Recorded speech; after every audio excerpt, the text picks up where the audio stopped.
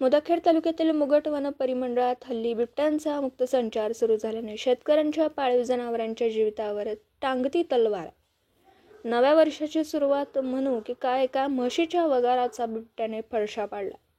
कागदावरच जंगल बघून सरकारने तालुक्यात जंगली जनावरं आणून सोडली असली तरी प्रत्यक्षात इथे माळरान असल्याने बिबट्या, हरिण, रानडुक्कर, वानर व हरणासारख्या जनावरांनी शेतकऱ्यांच्या शेतात आश्रय घेतला। वास्तविक पाहता त्यांचे झळ ही शेतकऱ्यांना पोहोचते। आज किती वर्षापासून तालुक्यात बिबट्याने केलेल्या पराक्रमांचे अनेक किस्से आहेत। त्यात एक नवीन घटना समोर आली ती म्हणजे मुगट शिवारात बिबट्याने 31 डिसेंबरच्या मध्यरात्री नवीन वर्षाचं स्वागत करत संतोष दशरथ कदम यांच्या म्हशीच्या वगाराचा फडशा पाडला। त्यामुळे भागात एकंदर भीतीचं वातावरण तयार झालंय। 10 वर्षापूर्वी केंद्रात सत्ता परिवर्तन झाल्याने GST, नोटबंदी सारख्या अनेक निर्णयांमुळे अनेक लोकांवर त्याची गाज पडली।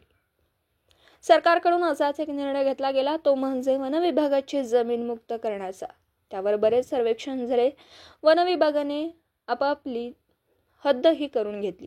छोटे छोटे तळे खोदले, कालवे काढले। केवळ कागदावरच जंगल बघून सरकारनं त्यात वाघ, बिबट्या, हरिण, वानर व रानडुक्कर यासारख्या अनेक जनावरांचे झुंडच्या झुंड आणून सोडल्याचं बोललं जातं। परंतु वन विभागाच्या दुर्लक्षामुळे इकडं काही जंगलाची वाढ झाली नाही। सोडलेली जंगली जनावरं माळरानात भटकू लागली। माळरानात त्यांच्यासाठी पाण्याची, खाण्याची वणवा असल्याने त्या जंगली जनावरांनी शेतकऱ्यांच्या शेताचा आश्रय घ्यायला सुरुवात केला। त्यामुळे शेतकऱ्यांच्याच आखाड्यावरचे जनावर मारून खाण्याचं त्यांनी सत्र चालवलं। वानर, हरिण व रानडुकरां शेतीच्या पिकाचं नुकसानही सुरू केलं। न्याय मागायचा तरी कुणाकडे अशी एकंदर परिस्थिती उभी राहिली।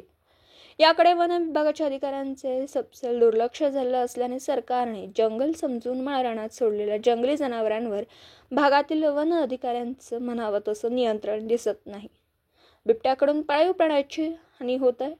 बहरहाल त्याचा उबूग हा मुदखेड तालुक्यातल्या मुगट शिवारात जास्तीत जास्त दिसून येतोय। यावर वन विभाग काय उपाय शोधणार याकडे सर्व शेतकऱ्यांचं लक्ष लागून राहिलंय। तालुका मुदखेड, जिल्हा नांदेडहून प्रतिनिधी अतिक अहमद।